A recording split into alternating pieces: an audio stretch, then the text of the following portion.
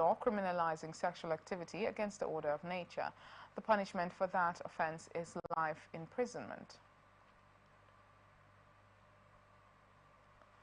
Somalia on Thursday ordered Ethiopia's ambassador to leave the country within 72 hours and the closing of Ethiopia's consulates in the breakaway region of Somaliland and the semi-autonomous region of Puntland. Diplomats and personnel stationed at the consulates must vacate Somalia within a week, according to a cabinet resolution. Somalia's foreign ministry, in addition to expelling the Ethiopian ambassador, recalled its own ambassador to Ethiopia for consultations Thursday. The cabinet resolution cited Ethiopia's interference in Somalia's internal affairs as the reason for the decisions. Ethiopia did not immediately respond to the vacation order, but officials from the embassy in the capital, Mogadishu, confirmed that the communication had been received. The decision comes 3 months after Ethiopia signed a memorandum of understanding with Somaliland, which Somalia denounced as infringing upon its sovereignty and territorial integrity. The memorandum was to allow Ethiopia's access to the sea through Somaliland, and in return, Ethiopia would recognize Somaliland as an independent country. On Wednesday, Ethiopia's Foreign Affairs Minister held trade talks with a delegation from the Puntland region without prior coordination with the federal government of Somalia. Somalia and Ethiopia enjoyed peaceful relations until January this year, when the memorandum with Somaliland sparked diplomatic tensions between the East African neighbors. The former South African Speaker of Parliament was arrested on Thursday over allegations that she received about $135,000 in bribes in the latest corruption scandal to face the governing African National Congress Party. Nosiviwe Mapisa Nkwakula turned herself in to police in the capital, Pretoria, on Thursday and was taken to Pretoria Magistrates Court, where she was released on R50,000 in bail. Mapisa Nkwakula maintained her innocence and suggested the charges against her were politically motivated, with the country set to hold national elections this year. The development followed weeks of controversy over allegations that Mapisa Nkwakula received 11 cash payments from a defense contractor when she was Minister of Defense in 2016 and 2019. Her Johannesburg home was raided by law enforcement officials, and she was informed that the state intended to charge her with 12 counts of corruption and money laundering. She resigned as a Speaker of Parliament and as a lawmaker days after failing in a court bid to block her arrest. She told the court on Thursday that she was not a flight risk and would have a lot to lose by evading her trial, including her state pension and access to her Johannesburg-based children. Prosecutors did not oppose Mapisa Nkwakula's application for bail. Her case has been postponed to June 4th, with prosecutors saying they plan to add another defendant.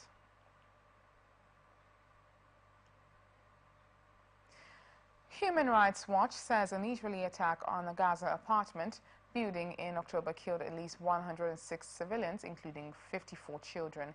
The New York-based rights group says its investigation, published Thursday, found no evidence that the attack targeted any militant activity inside the building, making it an apparent war crime.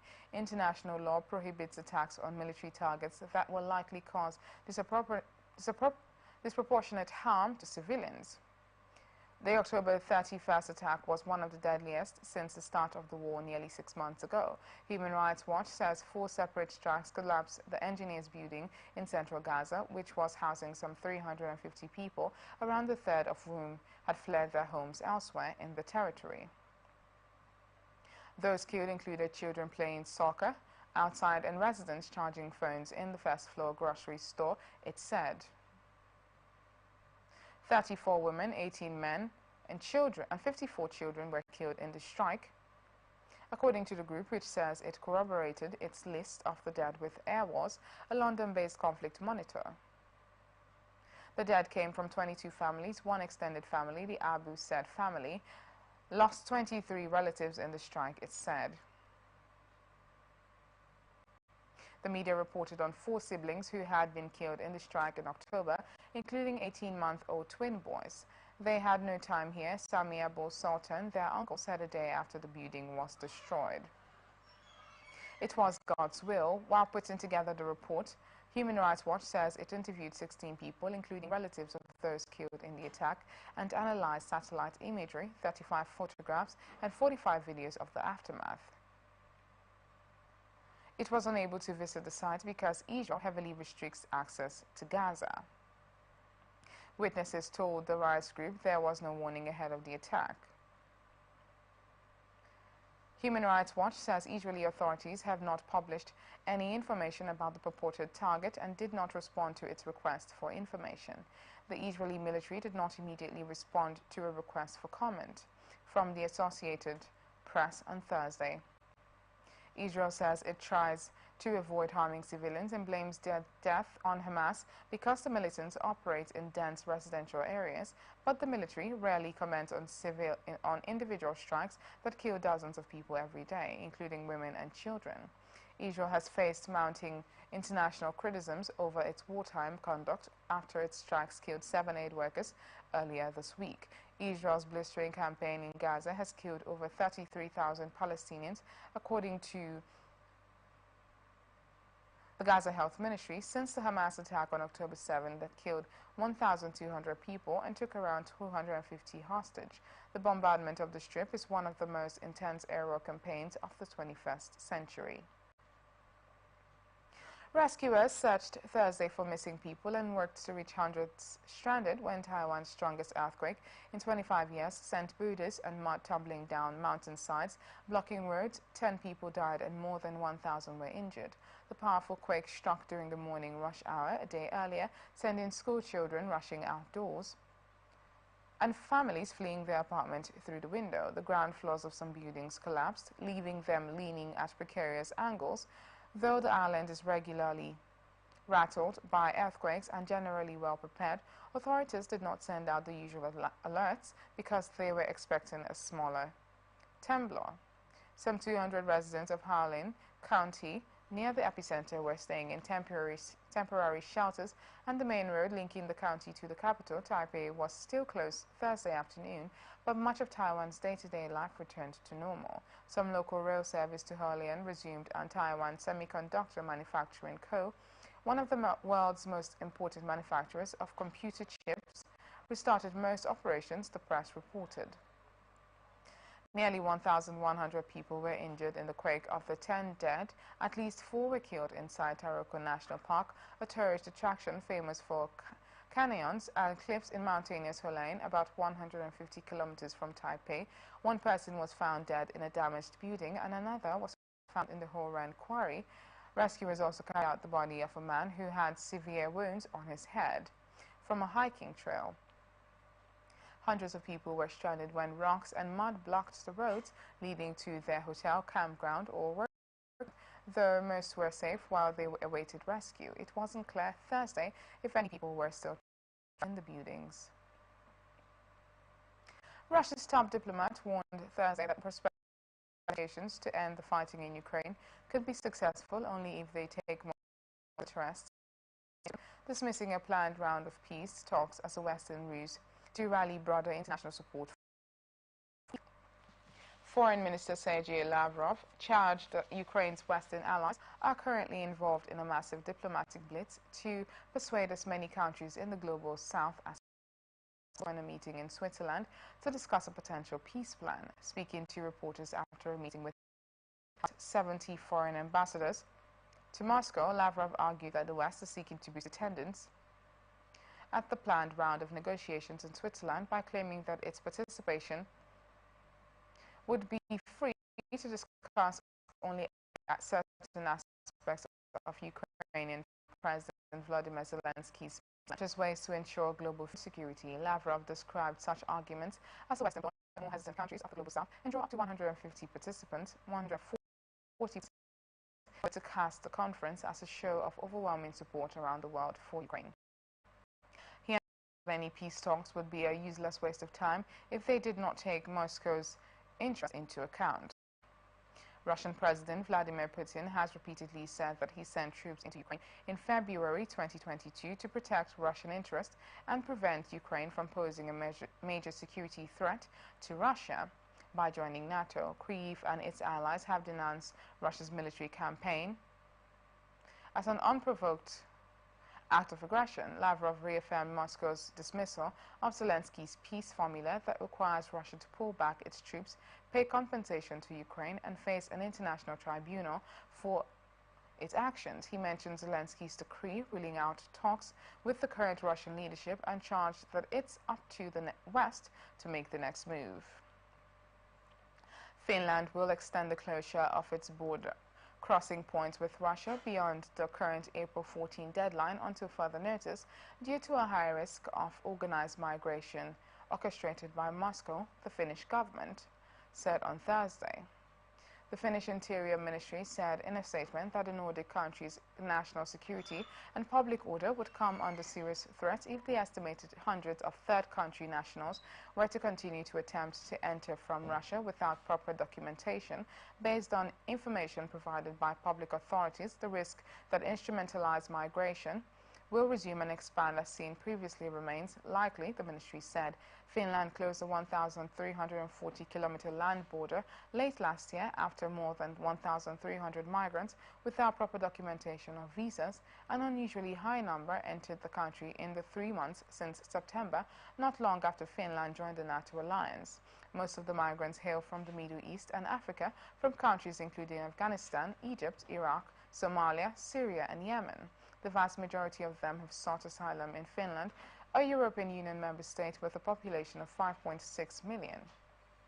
The Finnish border guard has earlier said that many migrants hold valid visas for working or studying or have a residence permit in Russia, which is considered a safe country.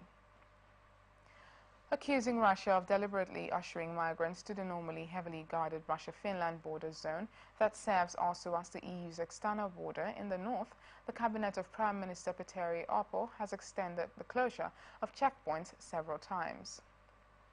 The Kremlin has denied Helsinki's claims and instead accused the Finnish government of an unwillingness to hold a dialogue on the border issue. All 8 Finland-Russia land border crossing points for people have been closed since December 15. The southeastern rail checkpoint for cargo trains in Vainikkala remains open, but the government said on Thursday it would close 3 maritime checkpoints starting April 15. A now diplomatic crisis between Poland and Israel has erupted following the death of a Polish aid worker in Gaza, with the Polish president on Thursday denouncing a comment by the Israeli ambassador as outrageous, and the foreign ministry in Warsaw saying it was summoning him for a meeting. A 35-year-old Polish man was among the 7 people who were killed while delivering food to besieged Palestinians with the charity World Central Kitchen. Israel has called the incident a mistake that followed a misidentification. The charity said its vehicles were clearly marked amid shock in Poland over the death of charity worker. Israel's ambassador to Poland, Yakov Livni, pushed back at what he said were attempts by the extreme right and left in Poland to accuse Israel of international murder in the attack. He said on social media Tuesday that anti-Semites will always remain anti-Semites and Israel will remain a democratic Jewish state that fights for its right to exist, also for the good of the entire Western world. Polish President Andrzej Duda on Thursday called the comment outrageous and described the ambassador as the biggest problem for the state of Israel in relation with Poland. Duda said authorities in Israel have spoken about the tragedy in a very subdued way, but added, unfortunately, the ambassador to Poland is not able to maintain such delicacy and sensitivity, which is unacceptable. Prime Minister Donald Tusk, while a political opponent of Duda's voiced a similar opposition. He said Thursday that the comment had offended Poles and said that the ambassador should apologize to him. The deputy foreign minister was quoted in the Polish media as saying that Livni was summoned to a meeting on Friday morning. A day earlier, Tusk published a comment on social media addressing Prime Minister Benjamin Netanyahu and Livni, saying that the vast majority of polls showed full solidarity with Israel after the Hamas attack. Today, you are putting this solidarity to a really hard test. The tragic attack on volunteers and your reaction aroused understandable anger. You are watching the international news on Atlantic Television Network. We return after this break.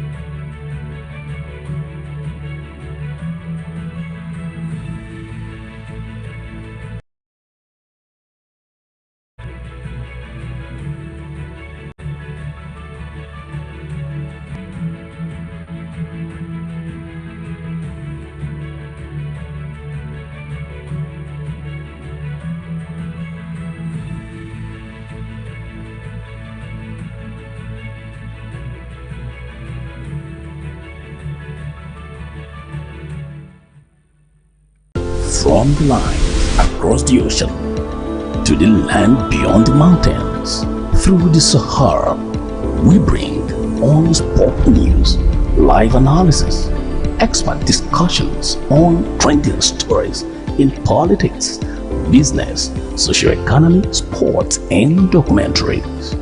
So catch all the updates on the happenings around the globe. Stay focused on the fact today. Only on ATN.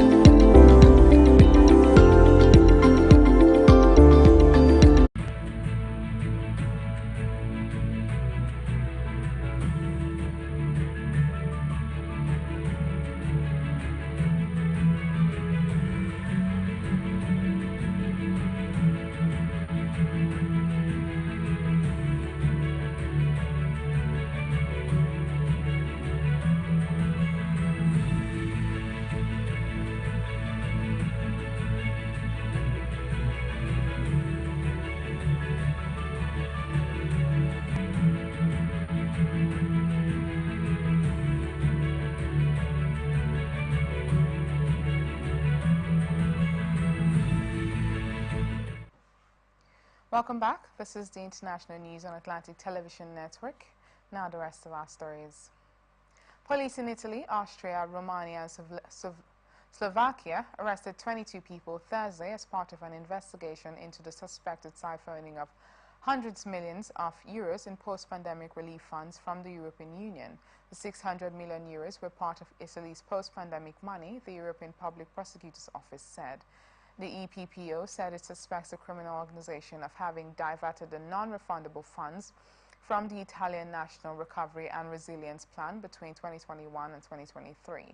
The Italian program is funded by the EU's Recovery and Resilience Facility, a multi-billion euro plan that was devised to help EU countries breathe new life into their virus-ravaged economies. According to EU figures, Italy's National Recovery and Resilience Plan is the largest in the bloc, worth 194.4 billion euros in grants and loans and representing 10.8% of the country's gross domestic product in 2019. The EPPO said financial police from Venice, Italy, executed an order for freezing issued by the pre-trial judge on assets worth more than 600 million euros.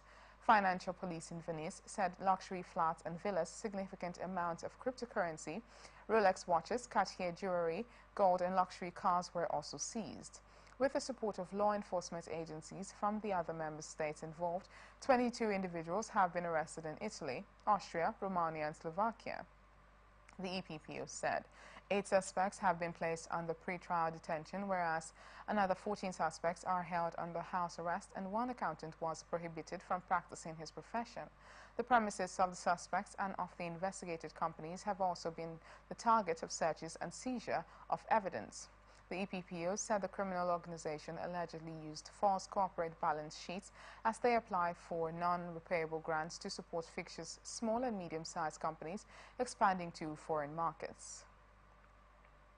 French President Emmanuel Macron said Thursday that France and its allies could have stopped the 1994 Rwanda genocide but lacked the will to do so, a strong declaration ahead of the African country's 30th anniversary of the slaughter that left over 800,000 people dead.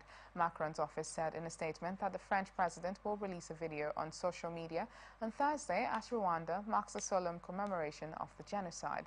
In the video, Macron says that France, which could have stopped the genocide with its Western and African allies, lacked the will to do so.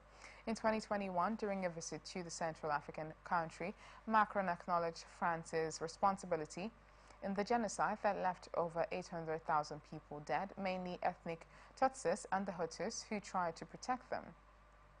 He stopped short of an apology, but Rwandan President Paul Kagame signaled that a page had been turned in France-Rwanda ties following a series of French efforts to repair ties between the two countries. Since he was first elected in 2017, Macron notably commissioned a report about France's role before and during the genocide and decided to open the country's archives from this period to the public. In Sunday's video, Macron will recall that when the genocide started, the international community had the means to know and to take actions based on the knowledge about genocides that had been revealed by survivors of the Armenian genocide and the Holocaust, his office said.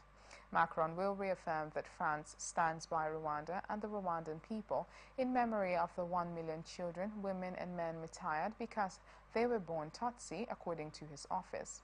Macron's office said France will be represented by Foreign Minister Stéphane Séjourné at the commemoration of the genocide scheduled on Sunday in Kigali, the French president himself being held back in France by World War II commemorations that day. More than 600 British jurists, including 3 retired judges from the UK Supreme Court, are calling on the government to suspend arms sales to Israel, piling pressure on Prime Minister Rishi Sunak after the deaths of 3 UK aid workers in an Israeli strike. Britain is just one of a number of Israel's long-standing allies whose governments are undergoing pressure to halt weapons exports because of the toll of a 6-month-old war in Gaza. In an open letter to Sunak published late Wednesday, the lawyers and judges said the UK could be complicit in grave breaches of international law if it continues to ship weapons. Signatories, including former Supreme Court President Brenda Hale, said Britain is legally obliged to heed the International Court of Justice's conclusion that there is a plausible risk of genocide in Gaza. The letter said the sale of weapons and weapons systems to Israel falls significantly short of your government's obligations under international law. Britain is a staunch ally of Israel, but relations have been tested by the mounting death toll, largely civilian, from the war. Calls for an end to arms export have escalated since an Israeli airstrike killed 7 aid workers from the aid charity World Central Kitchen, 3 of them British. Israel says the attack on the aid workers was a mistake caused by misidentification. The UK's main opposition parties have all said the Conservative government should halt weapons sales to Israel if the country has broken international law in Gaza. Several senior Conservatives have urged the same, including Alicia Kearns, who heads the House of Commons Foreign Affairs Committee. Sunak has not committed to an arms export ban, but said Wednesday that while, of course, we defend Israel's right to defend itself and its people against attacks from Hamas, they have to do that in accordance with international humanitarian law. Oklahoma is preparing to execute a man convicted of shooting and killing 2 people in Oklahoma City more than 2 decades ago. Michael Dwayne Smith, 41, is scheduled to receive a lethal injection Thursday after his conviction and death sentence for the slayings of Janet Moore, 41, and Sharat Peluru, 22, in separate shootings in February 2022. Smith would be the first person executed in Oklahoma this year and the 12th inmate put to death since the state resumed executions in 2021 following a nearly 7-year hiatus resulting from problems with executions in 2014 and 2015. The U.S. Supreme Court on Thursday morning denied a stay of execution requested by Smith's attorney, who argued that his confession to police was not sufficiently corroborated.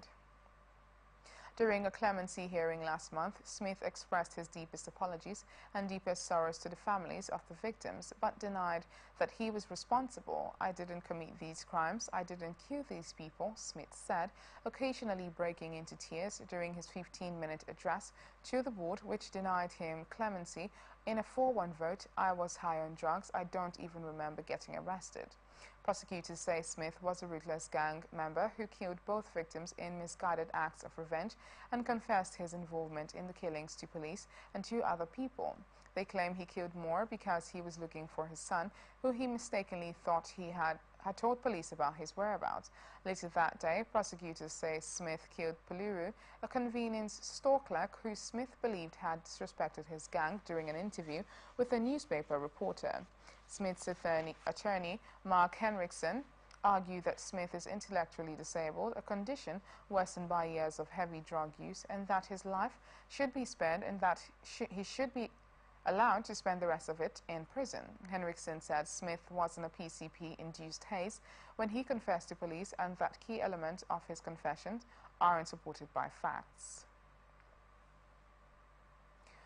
The only maritime shipping terminal currently operating in the port of Baltimore is preparing to process an influx of ships as crews continue clearing the mangled wreckage of the collapsed Francis Scott Key Bridge.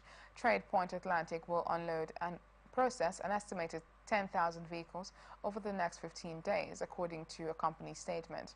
That includes 6 regularly scheduled ships and 9 others redirected as access to the port's main terminals remains blocked, posing a logistical nightmare for shipping along the east coast. Crews opened a second temporary channel through the collapsed site Tuesday, but it is too shallow for most commercial vessels. The 2 alternate channels are meant primarily to aid in the cleanup effort. Work continues to open a 3rd channel that will allow larger vessels to pass through the bottleneck and restore more commercial activity, officials said. Meanwhile, bad weather has hindered salvage operation. In recent days, the Patapsco River is also very murky, severely limiting the visibility of divers. The bridge fell March 26 after being struck by the cargo ship Dali, which lost power shortly after leaving Baltimore, bound for Sri Lanka. The ship issued a Mayday alert with just enough time for police to stop traffic, but not enough to save a roadwork crew filling potholes on the bridge. Authorities believe 6 of the workers plunged to their deaths in the collapse, including 2 whose bodies were recovered last week. 2 others survived. The ship remained stationary, its 21 crew members still aboard. Viewed close-up from the deck of a Coast Guard boat, the scope of the catastrophe emerged through heavy fog Wednesday afternoon. Massive steel bridge Girders were twisted like ribbons, while crushed metal shipping containers dangled perilously from the stalled cargo ship. Fallen streetlights that once lined the bridge jutted like toothpicks from the water's surface. Shortly after an airstrike widely attributed to Israel destroyed an Iranian consulate building in Syria, the United States had an urgent message for Iran. We had nothing to do with it, but that may not be enough for the U.S. to avoid retaliation targeting its forces in the region. A top U.S. commander warned on Wednesday of danger to American troops. And if Israeli Prime Minister Benjamin Netanyahu's recent broadening of targeted strikes on adversaries around the region to include Iranian security operatives and leaders deepens regional hostilities, analysts say. It is not clear if the United States can avoid being pulled into deeper regional conflict as well. The Biden administration insists it had no advanced knowledge of the airstrikes Monday, but the United States is closely tied to Israel's military. Regardless, the U.S. remains Israel's indispensable ally and unstinted supplier of weapons, responsible for some 70% of Israeli weapon imports and an estimated 15% of Israel's defense budget. That includes providing the kind of advanced aircraft and munitions that appear to have been employed in the attack. Israel hasn't acknowledged a role in the airstrike, but Pentagon spokeswoman Sabrina Singh said Tuesday that the U.S. has assessed Israel was responsible. Multiple arms of Iran's government served notice that they would hold the United States accountable for the fiery attack. The strike in the Syrian capital of Damascus killed senior commanders of Iran's Islamic Revolutionary Guard Corps for Syria and Lebanon, an officer of the powerful Iran-allied Hezbollah militia in Lebanon, and others. American forces in Syria and Iraq already are frequent targets when Iran and its regional allies seek retaliation for strikes by Israelis, notes Charles Lister, the Syria program director for the Middle East Institute. What the Iranians have always done for years when they have felt most aggressively targeted by Israel is not to hit back at Israelis but Americans, seeing them as soft targets in the region, Lister said. Argentina said Wednesday that it had cut 15,000 state jobs as part of President Javier Milei's aggressive campaign to slash spending, the latest in the series of painful economic measures that have put the libertarian government on a collision course with angry protesters and powerful trade unions. Presidential spokesperson Manuel Adorni announced job cuts in a news conference, portraying them as key to Milei's promised shake-up of Argentina's bloated public sector. This is part of the work we are doing to reduce state expenses, he told reporters, describing the dismissed workers as a drag on taxpayers. They perhaps did not have a very defined job, he said. Hundreds of Defiance employees, some notified of their termination last week, and others before that, stormed their workplaces in Buenos Aires and nearby cities on Wednesday, beating drums, decrying their dismissal as unjust and demanding their reinstatement. Despite the rain, crowds wearing the green T-shirts of the country's biggest union, the Association of State Workers, or ATE, swelled outside national ministries. In some cases, scuffle erupted as police struggled to evict protesters from government buildings. Workers at ministries that Milei has vowed to close, such as the National Institute Against Discrimination, along with a range of state agencies, including the Ministries for the Economy, Energy and Social Security, received the latest layoff notices. These layoffs have a face, they have a family, they have real needs in this context of great change and great poverty in Argentina. Mercedes Cabezas, a Secretary General of ATE, told pressmen outside the Ministry of Labor as protesters pumped their fists and chanted around her. The impact runs very deep because it is combined with the reduction of social programs, so what we end up with is increasing poverty, she said. Milei campaigned for president while brandishing a chainsaw, promising to fix Argentina's long-troubled economy by chopping down the size of the state. Determined to balance the country's budget, he has slashed energy and transportation subsidies, halted public works, cut payments to provincial governments, and devalued the peso by over 50% to close the gap between the official exchange rate and the black market rate. However, that has hiked inflation, making it even harder for struggling Argentines to make ends meet. At least 241 people have died in El Salvador's prison Since the start of President Nayib Bukele's war on gangs 2 years ago, according to the organization Humanitarian Legal Relief, Ingrid Escobar, director of the rights organization, said they received 500 reports of deaths in state custody, but they have confirmed about half, including 2 minors. Last year, the organization documented 126 deaths, just half of the number they documented this year. In March 2022, Bukele announced a state of exception, waiving many constitutional rights to combat the gangs that have terrorized the Central American nation. Since then, El Salvador has arrested 80,000 people, with more than 1% of the country's population, throwing them into prison, often with little evidence of their ties to gangs and almost no access to due process. The prisons have been likened to torture chambers with horrifying conditions.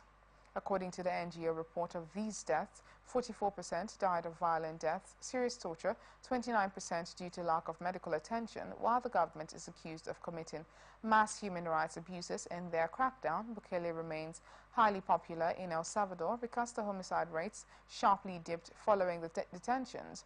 The Central American nation went from being one of the most dangerous countries in the world to having the lowest homicide rate in the region.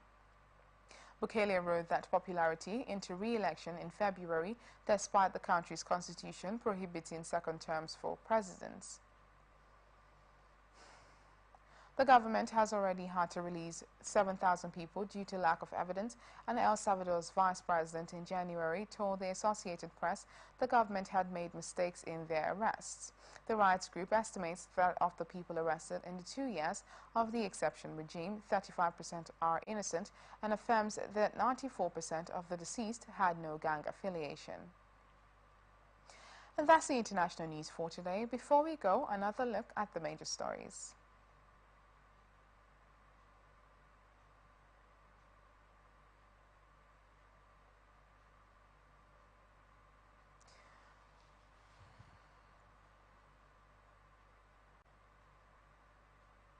From Uganda, activists moved for repeal of anti-gay law. From Gaza, group says Israeli attack on apartment killed 106 people. From Taiwan, rescuers continue search for missing people after earthquake. From Finland, government to extend closure of border with Russia. United States, Oklahoma to execute man 20 years after double murder. El Salvador, war on gangs claims 241 people in prisons. I am Valentina Lawrence. Thank you for watching. You can follow us on all our social media platforms: on X, Atlantic TV Net, Facebook and YouTube, Atlantic Television Network, Instagram, Atlantic TV Network, or you can watch us live on our website, atlanticnetwork.tv. Do remember that peace and unity are the pathways to progress. Thank you. Have a lovely afternoon.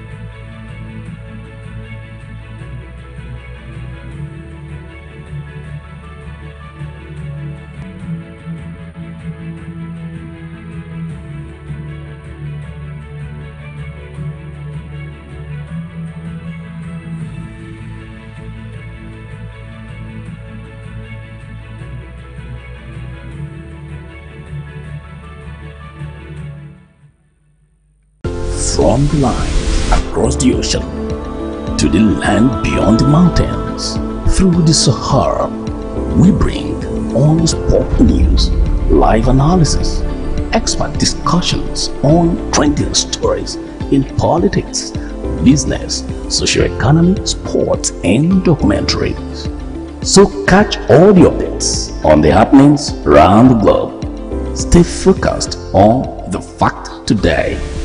Only on ATN.